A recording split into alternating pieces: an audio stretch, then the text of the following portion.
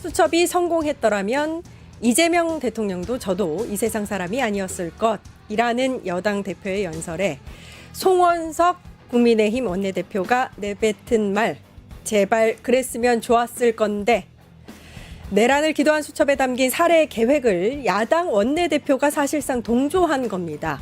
제정신입니까? 정말 국민이 뽑은 대통령과 여당 대표가 차라리 죽었어야 했습니까? 정치 혐오를 키우고 협치의 가능성을 스스로 끊어버리는 것으로 국민의힘 해산 명분은 더 커졌습니다. 한마디로 정리하겠습니다. 송원석 사퇴가 답이다. 9월 10일 끝장뉴스 시작합니다.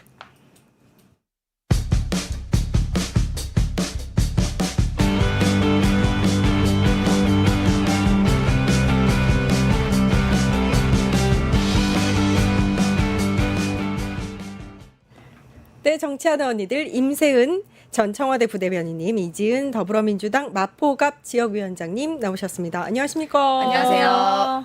위원장님은 그 사이에 직함이 하나 더 늘었죠? 네. 교육연수원 부원장을 맡게 됐습니다. 축하드립니다. 정치하는 언니들의 기쁜 소식이 네. 전해졌습니다. 쏘가리님이 연숙 하고 이렇게 해주셨는데, 연숙 누구예요? 연숙? 연실 동생. 빵수기가 아니고 빵수. 연실이죠, 연실. 황연실. 네. 자, 이제 오늘 주제를 다시 들어가서, 첫 번째 주제가 이게 웃을 일이 아니었구나. 네.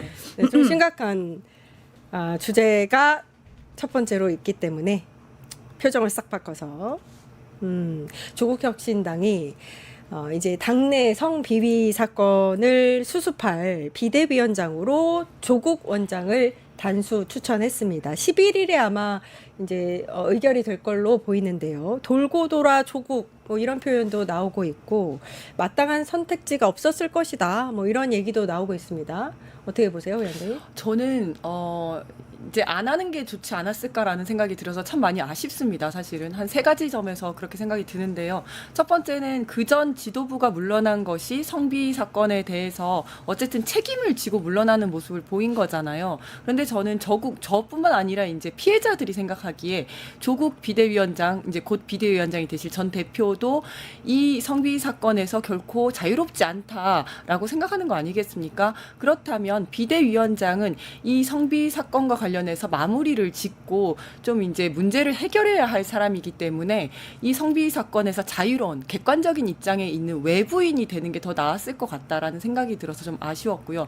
또 두 번째로는 지금 이렇게 하다 보니까 원래는 지도부가 책임을 지고 물러나겠다라고 한 건데 그 순수성이 좀 의심을 받는다는 생각이 들어요. 그러니까 조국 대표가 사면돼서 나오니까 자리 비켜준 거 아니냐 이런 이야기를 듣는 거거든요. 그리고 또 마지막으로는 이러다가 이제 지금 비대위원장이 될 거니까 2, 3개월 뒤에는 또 당대표 선거가 있을 텐데 그때 또 나오지 않겠습니까? 그러면 그렇지 않아도 조국 뭐 1당이다, 4당이다 이런 얘기를 듣는데 조국 전 대표가 대표했다, 비대위원장 했다, 대표했다 이러면서 결국 또 똑같은, 그러니까 당 전체로 봐서도 별로 좋지 않은 거 아닌가 이런 생각이 들어서 사실 저는 굉장히 좀 아쉬웠습니다. 그러니까 성비 사태 책임을 지고 지도부가 전원 사퇴를 했는데, 네. 그것조차도 지금 상황에서는 조국 전 대표한테 자리를 비켜준 걸로도 그런 느낌이 비칠 수 드는 있다. 거죠. 네. 예, 사실이든 아니든 네, 그렇게 네. 비칠 수 있어 보인다. 네. 이렇게 말씀해 주셨는데, 소장님. 그러니까 얼마 전에 그 영화가 있었잖아요. 조국 이제 비대위원장이시죠? 조국 비대위원장이 봤던 영화 제목이 다시 돌아온 조국이거든요.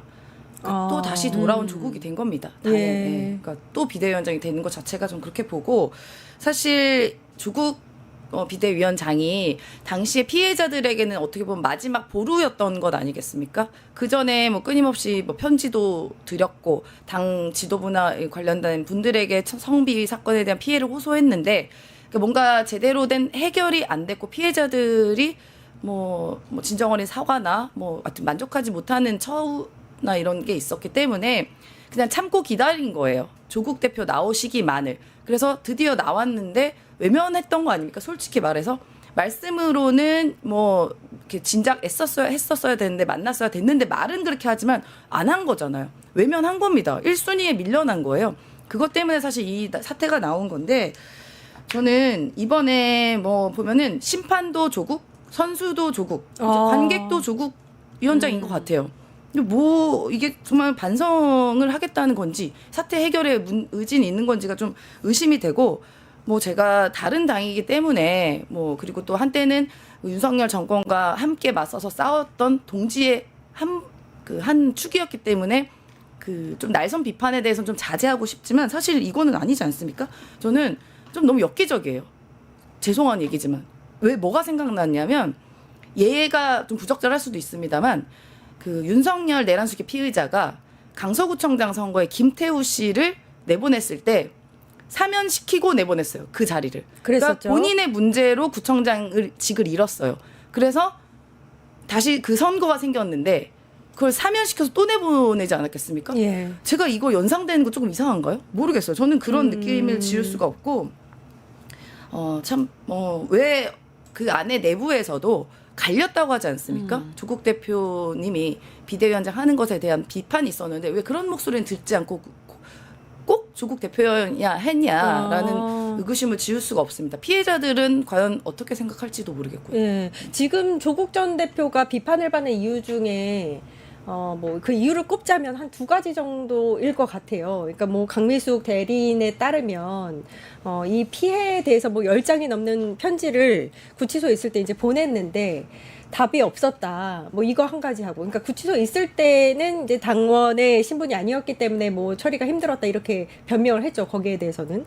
근데 이제 나와서도 사실 본인의 정치 행적에 따라서 일정을 소화했지 피해자들을 먼저 만나서 이야기를 듣진 또 않았단 말이에요. 맞습니다. 네. 사실 그래서 피해자가 뒷전이었던 것 같아요. 예. 그리고 이제 2가지 다 조금 이해하기가 납득하기가 힘든 게 이제 그 수감되어 있을 때도 나는 이제 탈당한 당원이고 난 지금 당원도 아니기 때문에 내가 할 수 있는 것은 없다라고 이야기를 했지만 실질적인 영향력을 미치고 있지 않았습니까? 그런데 정말 아무것도 아닌 사람이라면 본인이 사면돼서 나왔을 때 왜 그런 지도부가 다 나서서 이렇게 의전도 하고 따라다니고 했겠습니까? 그만큼 중요한 사람이고 당에서 지분을 아주 크게 가지고 있는 이름 자체가 조국 혁신당이잖아요. 그래서 피해자들은 이분이 나오기만을 기다리고 있었던 건데, 그리고 지금까지 피해 입은 것도 많고 상처 입은 것도 많지만 조국 대표만을 바라보면서 기다리고 있었던 건데 이제 그거를 채워주지 못했고 나머지 그러니까 마지막 이제 신락 같은 희망마저도 없다라고 생각하고 이제 탈당을 했던 거였었죠. 그리고 아까 이제 6대 6으로 의원들 사이에서 마지막에 이제 팽팽하게 갈렸었다라는 이야기도 이제 저도 들었었는데, 그러니까 6명은 절대 조국은 안 된다. 조국이 비대위원장으로 가는 건 절대 안 된다라고 조국 불가를 주장을 했고, 나머지 6명은 조국 밖에 안 된다. 조국 불가피 해가지고 조국 불가피 대 조국 불가가 정말 6대 6으로 팽팽하게 갈렸었다고 하더라고요. 그런데 그런 상황에서 만약에 조국 대표가 내가 생각이 없고 내가 하는 게 맞지 않겠다라고 생각을 하면 나는 하지 않겠다라고 고사를 했어야 되는데 그게 아니라 나는 의총 결과를 따르겠다 이렇게 얘기를 했다고 합니다. 그래서 조국 전 대표는 본인이 비대위원장 하는 것을 원하는구나라는 이제 의중을 받아들여서 그냥 이제 그러면 추대하는 방식으로 이렇게 기울었다고 하더라고요. 그러면 조국 생각을 따라가게 된 건데, 좋게 평가하는 쪽에서는 정면 돌파를 선택한 거다. 아니면 조국 스스로가 이 일을 해결하기로 했다. 이렇게 또 좋게 평가를 합니다만은, 저는 지금은 좀 아쉽다라고 평가를 하지만 결국 진정한 평가는 3개월이든 6개월이든 뒤에 그때 돌이켜 생각했을 때 지금의 판단이 옳았는지를 제대로 평가할 수 있을 그때 것 가면, 같아요. 예. 네, 뭐 무슨 말이냐면 지금 이제 본인이 비대위원장을 하게 되면 지금부터 그래도 기회가 없는 건 아닙니다. 앞으로 어떻게 하느냐에 따라서 이 평가가 다시 나눠질 거라고 생각하거든요. 그래서 저는 이왕 이렇게 비대위원장을 하기로 한 거 정말 제대로 좀 하면 좋겠다라는 생각이 듭니다. 그 이유를 이렇게 따지자면 지금 방금 위원장이 말씀하신 곳에 이유가 있을 것 같아요. 그러니까 나중에 이제 11월에 전당대회를 통해서 당대표가 되기 위해서는 지금 이 성폭력 사건에 대해서 본인이 해결해야 명분을 갖고 당대표가 될 수 있지 않을까. 가만히 있다가 전당대회에 나오면은 비판 여론을 잠재우기가 쉽지 않지 않을까요? 근데 전당대회가 11월에 있잖아요. 예. 그래서 이 전당대회 조국 대표를 어떻게 보면 추대하기 위해서라고 의심되게 뭐 당내 당규도 바꾸고 최고의 임기도 줄이고 같은 그런 일련의 절차들이 있었습니다. 그런데 지금 비대위원장이 되면 사실상 대표 권한인 것이죠. 근데 내가 비대위원장 했다가 전당대회 또 나오면 이 전당대회 관리는 누가 하는 겁니까? 그러면요. 비대위원장이 하는 거 아니에요? 그러니까요. 그래서 제가 말씀드린 게 심판도 조국, 플레이어도 조국, 관객도 조국 이렇게 말씀을 드리는 게뭐 비약은 전 아닐 거라고 생각이 듭니다. 그러니까 이런 게 또 있어요. 제가 이건 모든 정치인, 뭐 저도 정치를 하는 입장에서 저도 반성하게 되는 포인트가 대부분의 정치인들이 이런 생각 갖고 있습니다. 나 아니면 안 된다고. 근데 나 아니어도 돼요. 누군가는 더 잘할 수도 있습니다. 근데 그런 생각을 왜 지우지 못했냐라는 아쉬움이 들고 그 정무적인 판단이라는 것은 이게 어떤 책에 나와 있는 것도 아니고 뭐 어디서 확인할 수 있는 건 아닌데 그 가장 근거는 민심을 좀 살펴보셔야 되는 겁니다. 그게 정무적인 판단의 근거예요. 근데 과연 민심이 조국 비대위원장님을 어떻게 받아들일지는 그거는 본인이 맡았고 추대가 되셨으니 그 책임도 오롯이 조국 비대위원장의 뭐 책임인 것이겠죠. 네. 아무튼 조혁당 입장에서는 지금 굉장히 큰 위기에 직면한 거는 피하지 않을 수 없을 것 같고, 그리고 또 뼈아픈 지점 중에 하나가 창당 멤버 중에 한 분이 은우군 상임 고문인데 탈당을 했다고 하더라고요. 그러니까 네. 약간 이렇게 좀 주요 멤버들이 좀 쪼개지는 듯한 모습이 모양새가 부담이 될 수 있겠다라는 생각이 듭니다. 네, 맞습니다. 그리고 탈당하겠다라고 하면서 성비위 사건의 피해자와 피해자 대리인에 대해서 매우 부당한 공격이 시작됐다. 예. 이런 말을 하지 않았습니까? 근데 우리가 보통 생각할 때 아니 가해자가 잘못했고 피해자가 잘못한 게 하나도 없는데 왜 피해자한테 공격을 하지? 라고 한 단계 이렇게 떨어져 있는 사람들은 의아하게 생각할 수가 있는데 이게 바로 2차 가해인데 성희롱이나 성범죄에 대해서는 이런 2차 가해가 아주 일반적입니다. 그냥 거의 수순이라고 보시면 됩니다. 성희롱이나 갑질 같은 것들이 모두 권력을 기반으로 해서 발생하는 범죄 또는 일탈인데요. 가해자들의 지위나 인맥 아니면 뭐 당내 기반 뭐 사회적 자본, 인적 자본이 정말 월등합니다. 피해자에 비해서 월등하기 때문에 그냥 가만히 놔두면 가해자에게 유리한 측으로 흘러갈 수밖에 없습니다. 그래서 2차 가해를 막기 위해서는 정말 흘러가는 물살을 거스르는 정도의 노력이 필요하거든요. 그런데 저는 과연 조국 혁신당에서 그것을 했는가 하면 그러지 않았을 거라고 생각을 해요. 왜냐하면 피해자가 기자회견을 한 이후에 조국 혁신당에서 또 거기에 대한 반박 기자회견을 했는데 저는 사실 그걸 보고 조금 깜짝 놀랐거든요. 저도 충격이었어요. 네. 그러니까 피해자가 피해를 당하고 결국은 상처만 입고 당을 떠나게 됐는데 어찌 되었건 사과를 하고 뭐 이제 앞으로 그러지 않겠다, 미안하다, 안타깝다 이런 기자회견을 할 줄 알았는데 하나하나 따박따박 반박을 하더라고요. 이러면 안 되는데 피해자랑 싸우자는 건가? 이런 느낌이 딱 들었는데 얼마 전에 김권한 대행이 이제 지도부 사퇴를 하면서도 원칙과 절차만 내세우다 보니까 피해자의 마음까지 보듬지 못했다라고 이야기를 했는데 저는 사실 그럼 나는 원칙과 절차대로 했어. 이 말을 하고 싶은 것 같은데 원칙대로 한 게 아니거든요. 피해자 중심주의 그리고 2차 가해 방지 이게 원칙인데 그리고 2차 가해를 방지하기 위해서는 가이드라인까지 다 나와 있습니다. 이런 거 해서는 안 되고 이런 부분 주의해야 된다. 그런데 그런 것들이 제대로 이루어지지 않았거든요. 예. 그래서 여전히 이러한 그 기자회견들 맥락 사이사이에 우리는 잘못한 게 없어. 우리는 억울해하는 것들이 계속 들어있는 느낌이 드는 겁니다. 이런 뭔가 뉘앙스를 주게 되면 이거를 보는 이제 좀 가까이에서 또 이제 조국 혁신당을 사랑하는 당원들 또는 이제 가까이에 있는 사람들이 봤을 때는 혹시 뭐 우리 조국 혁신당이 불필요하게 욕먹고 있는 거 아니야? 사실 조국 혁신당은 잘못한 게 없는 거 아니야? 라고 하면서 뭔가 피해자들에게 2차 가해를 하는 상황이 또 벌어지거든요.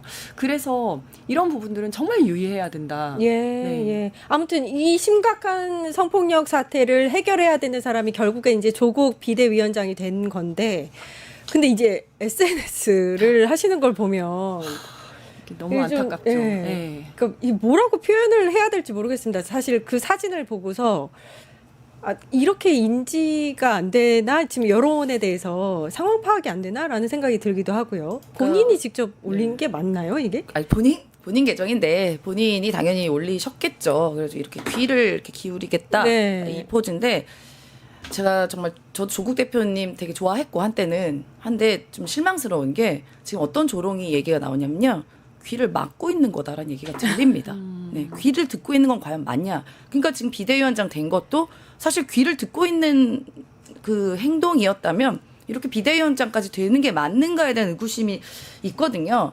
그리고 지금 조국혁신당의 창단 멤버들 아까 뭐 은우근 님이나 뭐 이런 네. 분도 있었지만 대부분이 그 문재인 정부 청와대 시절에 민정수석실 사람들이에요.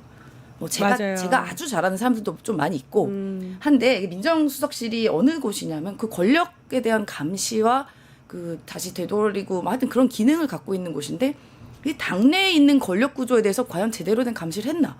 그리고 이렇게 피해자가 발생한 성비위 사건에 있어서 민정수석실에 있었던 그 역량을 총동원했냐? 저는 이 의구심을 지울 수가 없습니다. 그 사실 지금 나와서 기자회견 하시는 분, 했던 분, 뭐 나와서 뭐 하시는 분들 다 민정수석실 계셨던 분들이에요. 뭐 절차 뭐 원칙 이야기를 하지만 그럼 제대로 된 절차 원칙대로 했는지 한번 되돌아봤으면 좋겠고 귀를 이렇게 기울이신다고 하신 만큼 SNS 올리신 것처럼 저 피해자의 얘기도 좀 더 기울여 보시고 네. 그리고 우리 그 민심이 어떤지 국민의 정서가 어떤지 한번 좀 차분하게 뒤돌아보셨으면 좋겠다라고 예.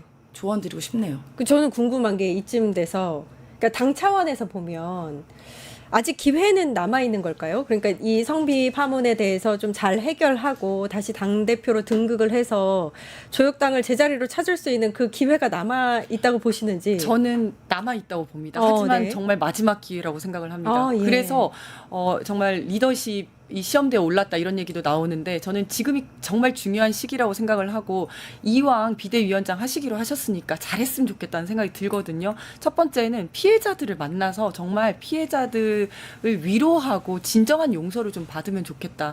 가장 좋은 거는 피해자들이 이해하고 용서하고 다시 입당을 하면 너무 감사하죠. 그렇게 하지 못하더라도 어쨌든 인적 청산과 이제 뭐 가해자에 대한 단호한 처벌과 그리고 피해자에게 용서를 받는 게 필요할 것 같고요. 두 번째는 이런 일 하나 발생하면 조직이 진짜 뒤숭숭해집니다. 그래서 조직을 추스리는 일, 이게 바로 리더십 아니겠습니까? 그리고 세 번째는 제 주변에도 조국 뭐 대표를 좋아했었던 사람들, 조국 혁신단 지지했었던 사람들이 지지를 굉장히 많이 철회를 했어요. 그래서 이 지지율을 끌어올리는 것이 이제 관건일 텐데 다행인 것은 이제 여기에 이제 의원님들 중에서는 조국혁신당에는 개인적 역량이 뛰어난 의원님들이 많으세요. 그래서 이분들이 각자의 이제 퍼포먼스를 또 보여주면서 뭐 조국 대표 같은 경우에는 이제 본인이 진중하게 당을 이끌어가는 모습, 이런 모습들을 보여준다면 저는 가능성이 있을 거라고 생각합니다. 사실 지지자들이 실망했던 거는 아니 당내 이런 조그만 사건, 뭐 조그맣다고 하면 안 되지만 어쨌든 이런 사건도 하나 제대로 처리 못하는데 어떻게 큰 일을 맡길 수 있겠어, 이런 생각을 하시는 거거든요. 그렇기 때문에 이번에 잘해서 정말 전화위복의 계기로 좀 삼으면 좋겠다는 생각이 들어요. 예. 네, 뭐 말씀하신 그대로고요. 이번 비대위원장 직을 어떻게 수행하느냐에 따라서 크게 보면은 조국 비대위원장의 정치 인생도 어떻게 보면 판가름이 날 거다라고 생각합니다. 그래서 그 조국 전 비대위원장의 정치 인생 이꼴 뭐다? 조국 혁신당의 운명이랑 같이 궤를 하는 거 아니겠습니까? 그래서 정말 쇠빙선이라고 했었으니까 그 당시에 쇠빙선이 침몰을 하느냐 아니면 그냥 또 원활하게 또 항해를 하느냐의 판단은 11월까지가 아마 기한일 것 같아요. 한 번의 기회는 남아있다, 두 분 다 그렇게 생각하셨습니다. 자, 주제를 좀 바꿔서요. 이진숙, 빵진숙 네. 주제로 넘어가 보도록 하겠습니다. 어제 오후에 기자회견을 가졌는데 이제 정부 조직이 변형이 되면서 방통위는 이제 사라지게 되잖아요. 네. 그러면서 작심 발언을 했습니다. 이진숙 축출법, 그러니까 방통위 개편법이 이진숙 축출법이다, 이렇게 얘기를 했습니다. 뭐 네이밍을 아주 그럴듯하게 잘 짓는 그러니까요. 사람이에요. 아무튼 네. 네. 나는 이 정권의 희생자다. 나는 정치 탄압 받고 있다. 이거를 좀 널리 알리기 위해서 정말 이진숙 축출법이라고 본인이 네이밍까지 장면까지 해가지고 오지 않았습니까? 그런데 본인 그렇게 대단한 사람이 아니에요. 방송통신위원회가 방송미디어통신위원회로 확대 개편을 하는 예. 건데 이거는 필요에 따라서 확대 개편을 하는 겁니다. 방통위는 지금까지 지상파와 종편만을 전담을 했었는데 여기에다가 과기부하에 있었던 유료 채널, 즉 홈쇼핑이라든지 IPTV까지 다 전담을 시켜서 확대 개편을 하는 거거든요. 근데 원래 기관이 없어지면 정무직들은 그 자리 빼는 겁니다. 예. 그러니까 기관이 달라지는 건데, 근데 자리가 없는데 뭘 하겠다는 겁니까? 본인 자진 사퇴하지 않겠다라고 얘기하는데 자진 사퇴까지 갈 것도 없이 그냥 자리가 없어진다. 라고 생각하면 되고요. 그리고 본인은 앞으로 수사받을 일이 많습니다. 지금 법인카드로 새벽 4시에 빵 먹고 호텔과 유흥주점에서 막 이제 버카 쓰고 와인 막 사고. 와인 사고 새벽에. 그렇죠. 그리고 주유소에서 200만 원 끊고 아, 그러니까요. 그것도 탱크를 진짜 몰았다 뭐 이런 얘기가 있죠. 차 예. 터지겠어. 그렇죠. 이런 것도 이제 수사 받아야 되거든요. 예. 예. 수사 준비하시면 될 것 같습니다. 예. 아니, 그러니까 뭐 본인이 이진숙 법 뭐 이렇게 이야기하는데 되게 아까 뭐 한민수 대변 그러니까 비서실장님이 네. 뭐 과대망상이다 뭐 이런 얘기를 했는데 자아가 비대해요. 되게 본인이 큰 인물인 줄 알고 자아가 있어요. 비대하다. 네, 자아가 비대합니다. 본인이 대단한 사람이라고 생각하는 것 같아요. 뭐 그러고 싶겠죠. 아까 우리 이재현 위원장님이 말 실수하신 것 같은데 아까 뭐죠? 내가 피해자이고 싶은데 피해자였으면 이랬잖아요. 아, 네네네. 피해자이고 싶은 것 같아요. 맞아. 정말로. 네. 이재명 희생자이고 정부하에 싶어. 희생자이고 싶어. 희생자 호소인을 지금 외치고 있다. 그렇게 보는데 제가 또 하나 드릴 얘기는 큰 인물이 되고 싶어 하는 것 같습니다. 여기서. 이른바 윤 어게인 세력의 막강한 지지를 얻어서 오히려 이재명 정부에 막 각세우고 싫어하는 얘기 막 하면서 소위 말하는 어그로를 끄는 거죠. 어그로를 끊어서 희생자 코스프레를 한 다음에 대구시장으로 짜잔 하고 나타나고 싶은 큰 인물이 되고 싶은 희망을 품고 있는데 네, 큰 인물 되기 전에 큰 집을 먼저 가셔야 된다. 예. 큰 집을 먼저 가야 큰 집을 가셔야 된다. 됩니다. 네. 근데 이 자아가 비대한 빵진숙은 그렇게 생각하지 않는 것 같은데 소송 가능성을 시사했어요. 맞습니다. 지금 이제 뭐 소송을 하겠다. 그러니까 본인을 직권 면직을 시키면 거기에 행정 소송을 하겠다. 나 억울하게 면직됐다. 논리죠, 논리가. 어떤 논리죠? 그런데 이 소송은 받아들여지기 힘들 겁니다. 본인은 정무직 공무원인데도 그런데 지금 정무직 공무원이 아니라 일반직 공무원 있지 않습니까? 일반직 공무원도 국가공무원법에 따르면 그 자리가 없어지면 어쩔 수 없이 직권 면직이 됩니다. 그래서 직제와 정원이 퇴직되었을 경우에는 직권 면직되도록 되어 있는데 일반직 공무원도 그런데 본인은 정무직 공무원이니까 그걸 주장할 수가 없는 거죠.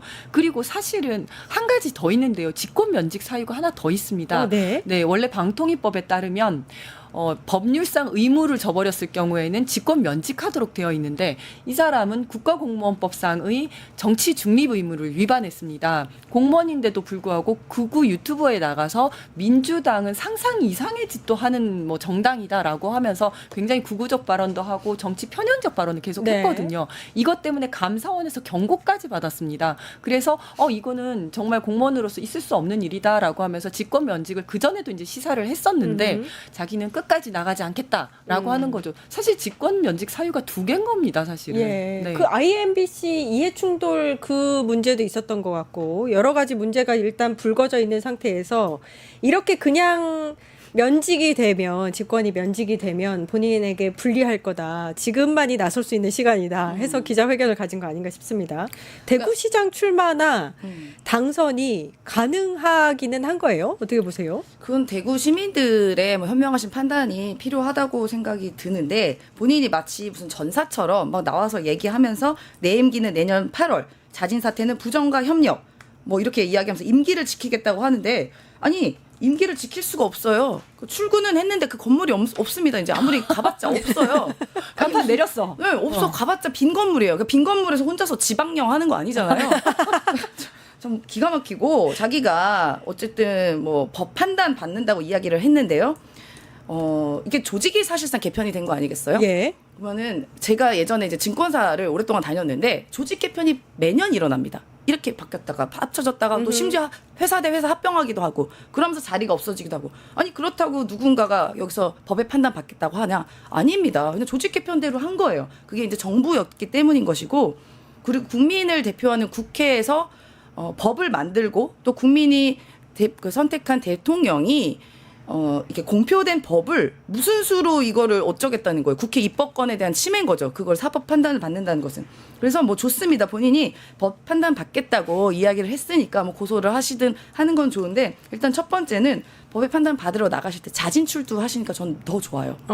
이미 뭐 법카나 이런 것 때문에 문제 많잖아요. 네. 끌어내리려면 또 소환 안 하려고 할 거 아닙니까? 윤석열 내란숙의 피해자는 빤스 저항한 것처럼 소환하면 또 본인은 빵에 저항을 하실 것인가?